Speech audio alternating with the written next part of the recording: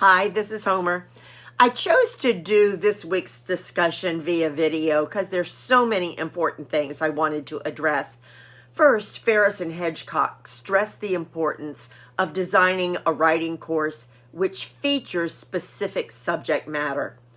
It's crucial that ESOL students have the opportunity to read and respond in writing to a variety of academic subjects.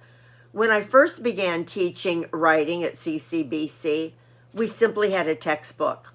My lessons were designed basically around the textbook, which featured different types of essays: compare, contrast, cause and effect, argumentative, and opinion essays.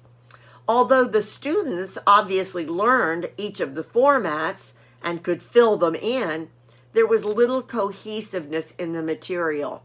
And I'm not sure that they would have been able to transfer their knowledge of essay writing into any of their other classes. Now we've moved to OERs, online educational resources that are topic oriented. For example, our first topic is case studies in a community college. The students read a variety of academic texts and are able to respond. They're able to make those connections, which is crucial when designing a reading and writing course. If the students cannot make any connections to what they're reading or writing, there seems to be no purpose for it. The text also talks about the fact that writing is the responsibility of the entire academic community.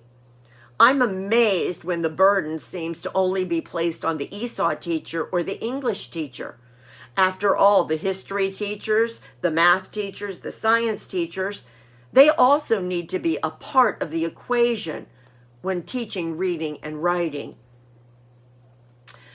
It was interesting in the text how they talked about collaborative work in writing. Unlike the text, I have found that collaborative work in writing works very well with my college ESOL students.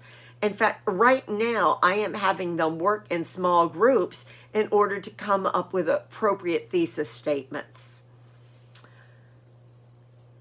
As I reflect over the past several years, I feel that I have become much more successful than I was in the beginning. A lot of this simply comes from experience. I now have more resources that I can pull from.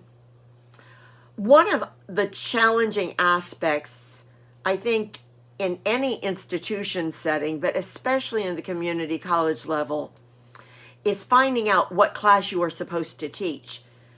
Very often, I don't know what class I'm teaching until the week before, and it is an impossibility for me to know every aspect of the reading and writing assignments. It is important, though, to look at the objectives. Even though I don't have a say-so in terms of objectives, I have to buy into those. That has to be the driving force for all of the lessons that I present to my students. Another important aspect in designing a course is taking your students into consideration. Ferris and Hedgecock talk about this a great deal with the different populations of ESOL students. And I know one of the reasons that we are creating a survey is to address that.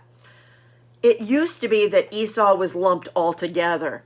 Now we're treating the fact that we have traditional visa ESOL students, we have resident immigrants, we have Generation 1.5.